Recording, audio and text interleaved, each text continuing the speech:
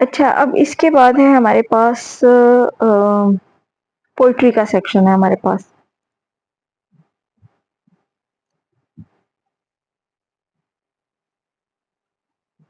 Poetry के section में है दाऊद कमाल की सबसे पहले एन ओड टू डेथ और प्रेयर बीट्स हैं। ओड ओड क्या होती है? ओड भी एक पोइम ही होती है, लेकिन ये बहुत लॉन्ग पोइम होती है और इसके ये इसलिए कि पहले जो है ना इस तरह की जो पोइट्री होती थी, इस तरह की जो पोइम्स होती थी उनके अंदर नाच गाना भी होता था, लोग उसको बाकायदा गाने की फॉर्म में लेकर चलते थे तो उनको ओड्स बोलते थे।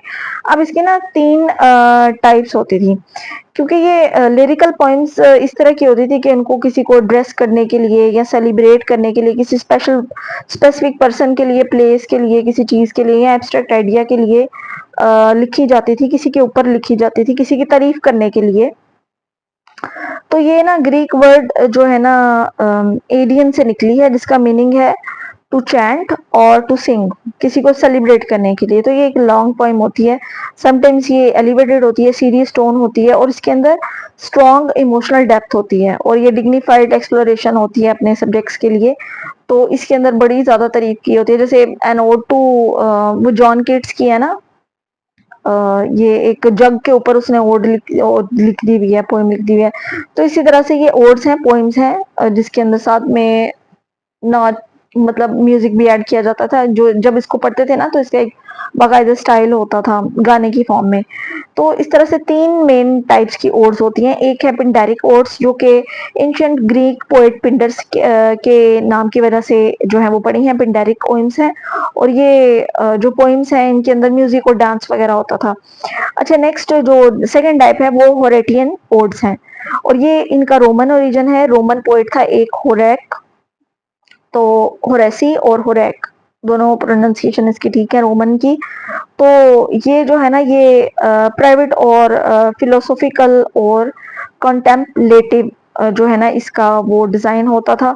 और इसके अंदर जो फीचर है ना इसका ज्यादातर यानी कि बिल्कुल काम सी और यूनिफॉर्म इसका स्टेंजा होता था। तो इस तरह से ये ना ज्यादातर मतलब रीडिंग की फॉर्म में की जाती थी रादर देन पब्लिक परफॉर्मेंस इसके ऊपर इतनी नहीं होती थी, लेकिन ये है कि ये रीडिंग की फॉर्म में बिल्कुल सीधा सीधा जो स्टेंजा होता है ना उस तरह से। तो उसके बाद जो है दूसरी ओड्स जो थर्ड टाइप की हैं वो इरेगुलर ओड्स थी, जैसे कि इंग्लिश पोइट्स की, इब्राहिम कोहली की और ये दूसरों की जो राइटर्स हैं उनकी जो ओड्स आ गई।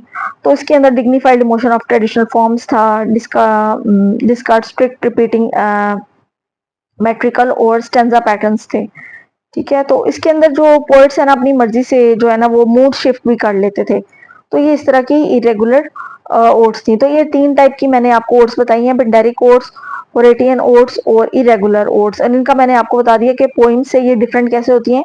एक तो ये बहुत ज्यादा लॉन्ग पोइम्स होती हैं और दूसरा ये है कि इसके अंदर जो है ना ये किसी को खास किस्म की किसी को एट्रीब्यूट करने के लिए, किसी खास पर्सन के लिए लिखी जाती हैं या थिंग के लिए या किसी चीज को एड्रेस करने के लिए या किसी दिन को सेलिब्रेट करने के लिए, किसी भी स्पेसिफिक पर्सन, प्लेस और थिंग के लिए या एब्स्ट्रैक्ट आइडिया के लिए ये लिखी जाती थी। और इनके अंदर बहुत लॉन्ग होती हैं। तो ये दो ही यहाँ पे जो है, एक है दाऊद कमाल की, मैंने आपको बता दिया नोट टू डेथ और प्रेयर बीट्स हैं। और दूसरी है दूसरा जो हमारे पास राइटर है उसकी जो पोइम है वो है तौफीक तौफीक रफत तौफीक रफत किटन्स। ठीक है, किटन्स के ऊपर है। अच्छा, इसके बाद नेक्स्ट है हमारे पास selected chapters from my brother. इसकी बायोग्राफी है बाय जना।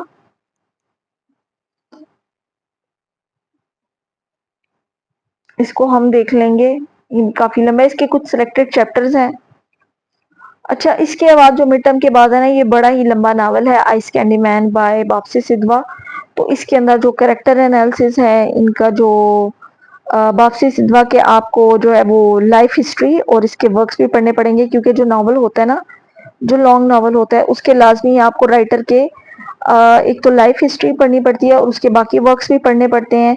फिर उसकी जो, क्योंकि इसके जो ज़्यादातर वर्क्स होते हैं वो उसके चाइल्डहुड ट्रॉमा या किसी चीज़ से रिलेटेड होते हैं या उसके एक्सपीरियंसेस के ऊपर बेस कर रहे होते हैं, तो वो आपने लाजमी पढ़ने होते हैं। और जो जिस इरा के अंदर उसने लिखे होते हैं वो इरा भी आपने डिस्कस करना होता है। उसके अंदर जो जो भी मूवमेंट चली थी उनके बारे में भी आपने देखना होता है। तो ये हम वापसी सिधवा और उसका आइस कैंडी मैन जो नॉवल है उसको हम डिस्कस करेंगे। तो ये थे हमारा एक 16 वीक्स प्लान का ब्रेकअप, जिसको मैंने एक्सप्लेन किया है कि इसके अंदर हमने क्या क्या पढ़ना है। आई होप आपको पता चल गया होगा कि पाकिस्तानी इंग्लिश लिटरेचर का जो हमारे पास सिलेबस क्या है और इसको हमने किस तरह से कवर करना है। और ये भी मैंने आपको बता दिया कि आपको सारी चीजें अंदर कवर करनी पड़ेंगी, कोई भी चीज आपने छोड़नी नहीं है। हाँ, अगर आपके टीचर ने आपको बोला है कि आप कोई चीज स्किप कर सकते हैं तो वो आप डेफिनेटली स्किप कर सकते हैं।